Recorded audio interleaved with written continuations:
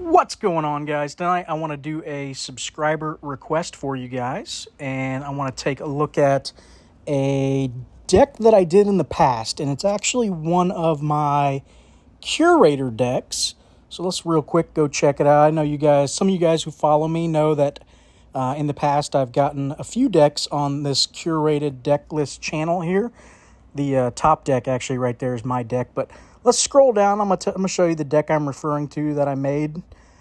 It is, if I can find it here, Dolly's Perm. So the idea behind this deck was basically stacking permanent power throughout the game, but not like you would like power per turn.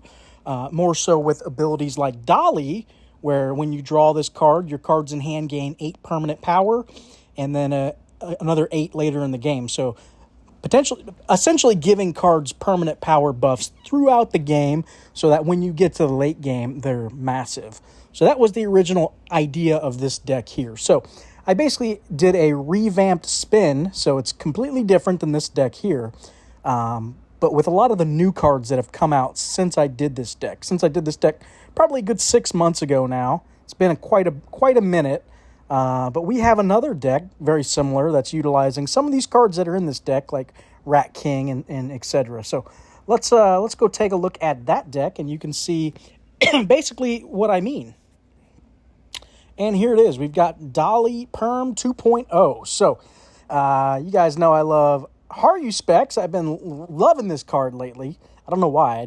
I just like it. So and look at this. It gives permanent power. So works good in this deck, right? So if your deck has 5 or more life on land cards and 5 or fewer Roman Empire, your life on land lose 15, and all other cards in your deck gain 10. So essentially 5 cards lose 15, and then we've got the other 13 cards in our deck gaining 10. So benefit, there's a net positive there, which I like, right? And it's permanent, so even better. So we are sacrificing, though, 5 cards. But the cards I'm sacrificing, I want to make sure that I'm getting good benefits out of them anyway. So cards like Dolly the Sheep work good because, look, I'm not only am I sacrificing this card, but I'm benefiting other cards along the way. So that's kind of the idea of the deck, right? You're sacrificing these 5, but we're also permanently gaining power for the rest of our deck, along with other cards in this deck giving permanent power as well. So we're really going after that permanent power. Yellow Jacket, not giving perm power, but a good card to sacrifice because it still has a necessary benefit of each turn you can ding your opponent 5 until played. And then when you do play, it has a pretty significant effect where your opponent's hand loses 24 on the turn. So still good. Pando, not permanent. Or wait, is it? Yeah, it is permanent. Just kidding. So when returned, this card loses 85 perm, and your cards, wherever they are, gain another 5 permanent power. So again, gaining that permanent power. I don't know. I was thinking that was until played. Next, we have Christmas Cactus. When drawn, your cards in hand gain 7 permanently. So again, stacking perm power. And lastly, here for Life on Land, General Sherman, just a big beater for this week. When played, your opponent's cards, wherever they are, lose 30 this round. So not permanent power there. I actually had Pika in this slot originally, but I wanted... it's kind of a heavy or a big energy week, so I wanted something that did a little more damage there in that slot. So we went with Sherman. All right, next up we've got Archangel. Also gives permanent power here. When played, 2 random cards get 25 until played, and then a random card in your hand gains 30 perm, so nice there. Shakespeare's First Folio. 2 of each of your other random Weird World, Document, and Battle cards gain 25 perm. Also, William Sibold. If this is the only espionage card in your deck, which it is, your opponents get 15 this turn, and your cards in hand 15 permanent. So nice there. Goatman, not permanent, but we do like the effect here for 14 until played on our history cards.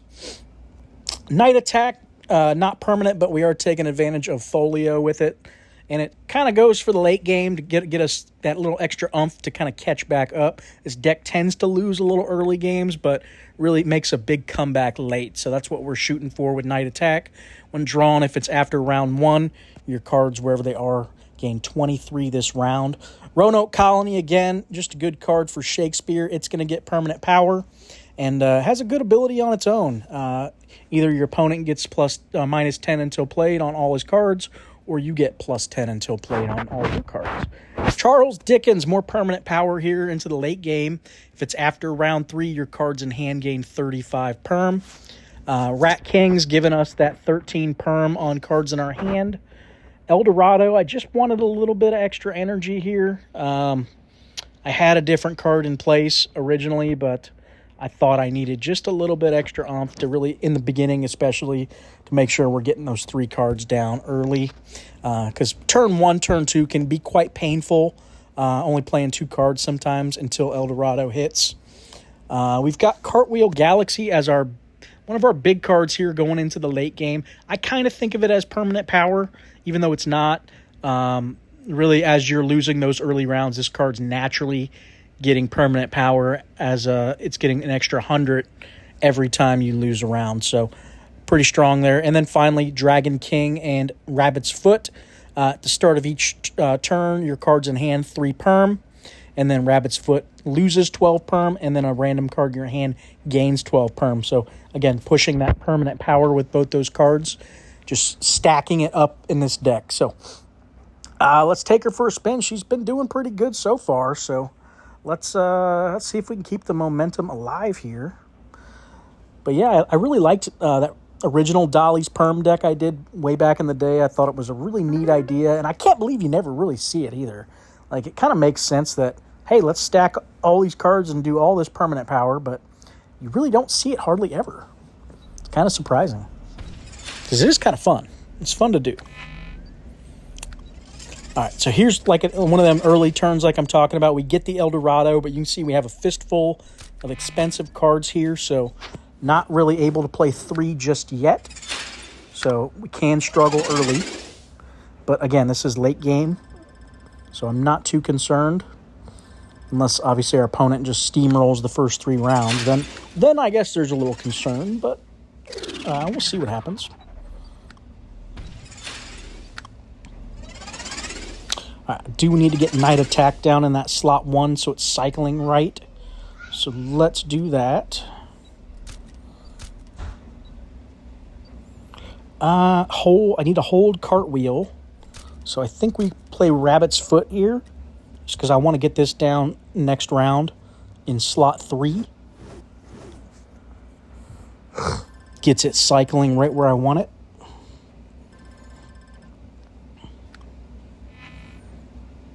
Yeah, he's probably going to win this first round, which is fine. Like I said, that activates our Cartwheel anyway. There we go. Get some more Perm power going. So our opponent looks like he's got a Grail deck. He's probably rocking Holy Grail. So that's going to be a really strong deck. 9/9 Vitruvian Consciousness. Looks like it's rocking all the obvious cards here. Jet Car, Archangel. And then the support cards for Grail, most likely.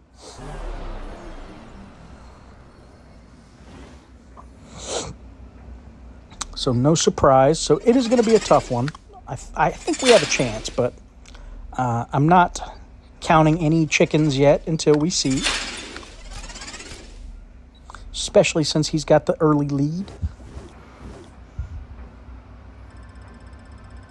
Ooh, he's got the Brain in that deck. So he's going to lock out, hopefully King. That'd be nice. We've got to keep that in mind where that card's cycling as well. Poses a threat to our endgame strategy there with Cartwheel. All right, let's see. I need to get Dickens here. So that's important. So we get it round 4, turn 1, and then we can get it again round 5. So 2 triggers out of that. So let's do it like that. But we need to win a round is the problem, because we got to get to round 5. We got to win something. The downside of the deck.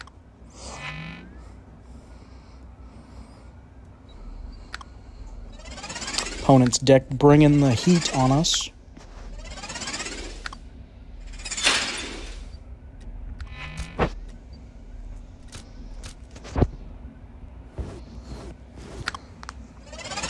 Yep, there's the Grail right there. Kind of glad he played it this turn.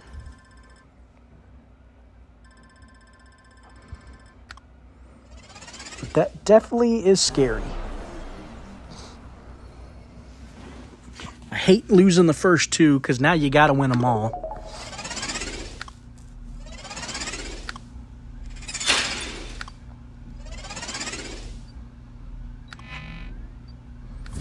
Now we got to win.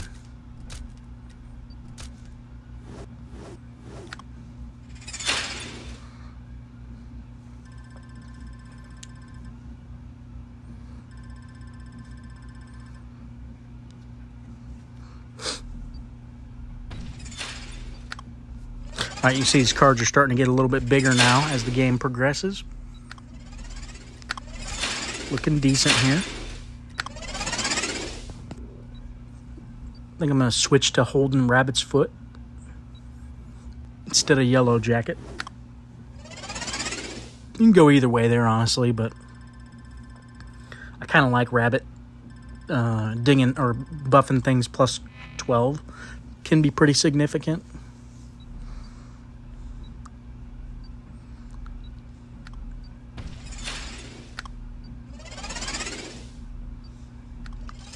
All right, we got a decent lead, so it's kind of risky. Like, do we play Pando here? He could win it on us here. Doesn't look like he's playing Jet Car. So let's do it. If we lose, we lose. Okay. We're sitting decent now. We are going to get Cartwheel and Dickens right here on this draw, which is what we like. So now we're going to get big.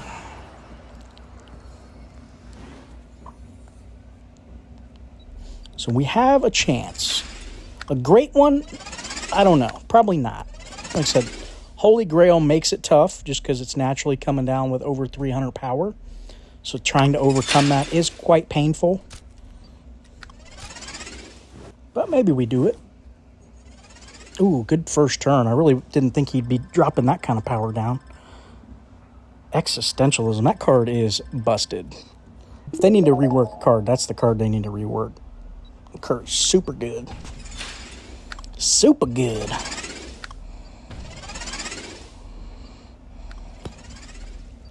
All right. Yeah, I'm definitely nervous now. We're down 100. I'm kind of thinking we need to play Dragon King here.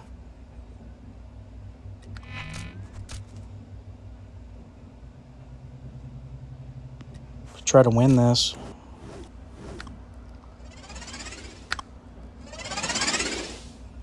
Yeah, he's probably got us. This is the tough one. He's locking a card out, too. Down 87.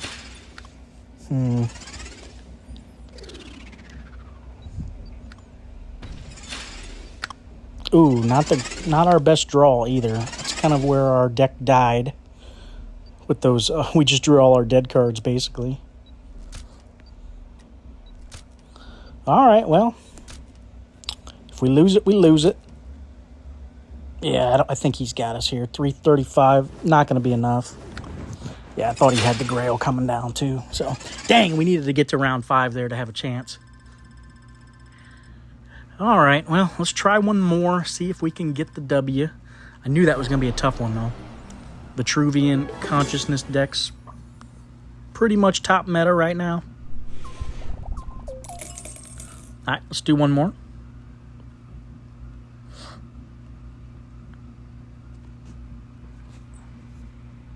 Hopefully we don't get the same guy. The way it's going tonight.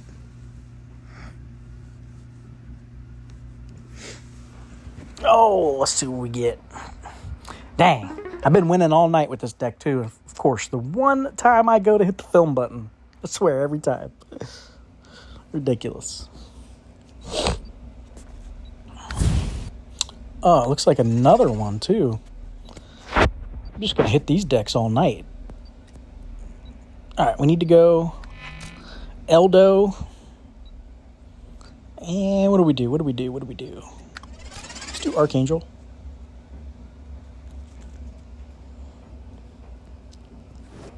So we drew his Door to Hell. Okay, at least this one's a little bit different. This is a Beowulf.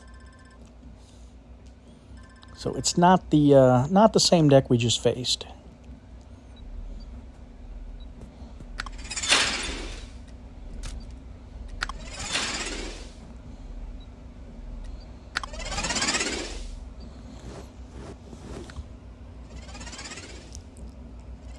So you're saying there's a chance?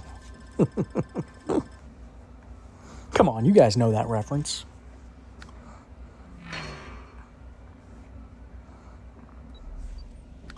So you're saying there's a chance? Let's do it like that. I want to play these two next turn after we lose this first round. This deck's really good about losing round one. It's really good about that. So have no fear.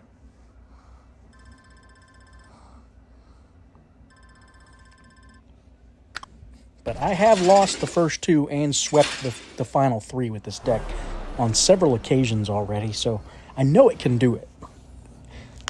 Question is, will it do it as I'm hitting the record button? One can dream. Ooh, let's do Dolly here. What'd I get hit with? QR code there? Lost a lot of power.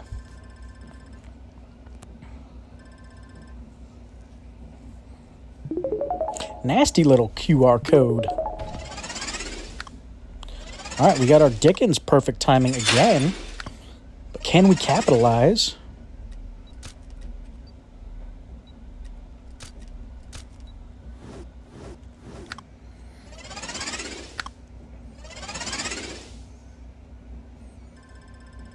All right, we might lose the first two again.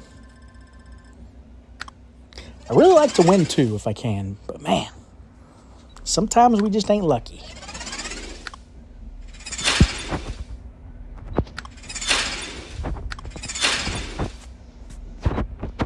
Ooh, another minus 32 on us, huh? What if we go Yellow Jacket here if we have a chance? Maybe. Ah, nope.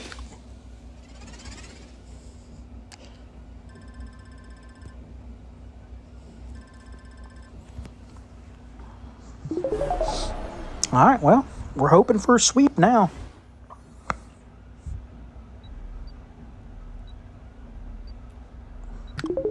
Can we do it? Oh, we got arena bonus here. That's nice.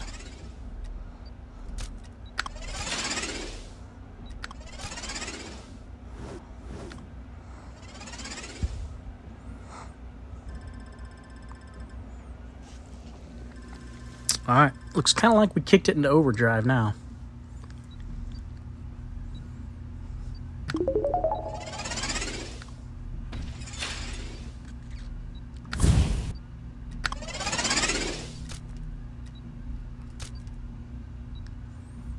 Okay, I'm liking our chances now, at least for this round. Oh, he's got Testudo? Where's that been hiding? Dropping a 600 on me there, huh? Unexpected.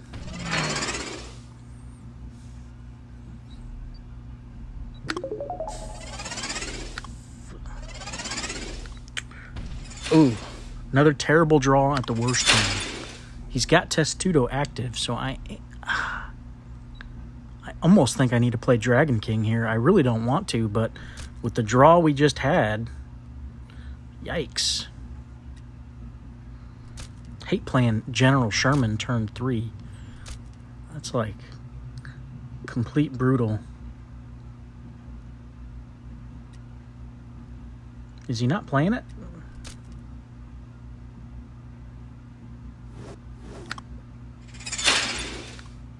Oh, he almost got me with 2 cards. It juked me.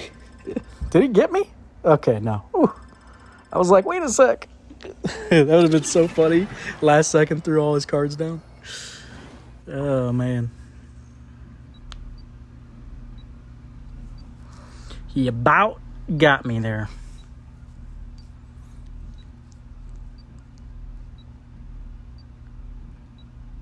Did we lose him?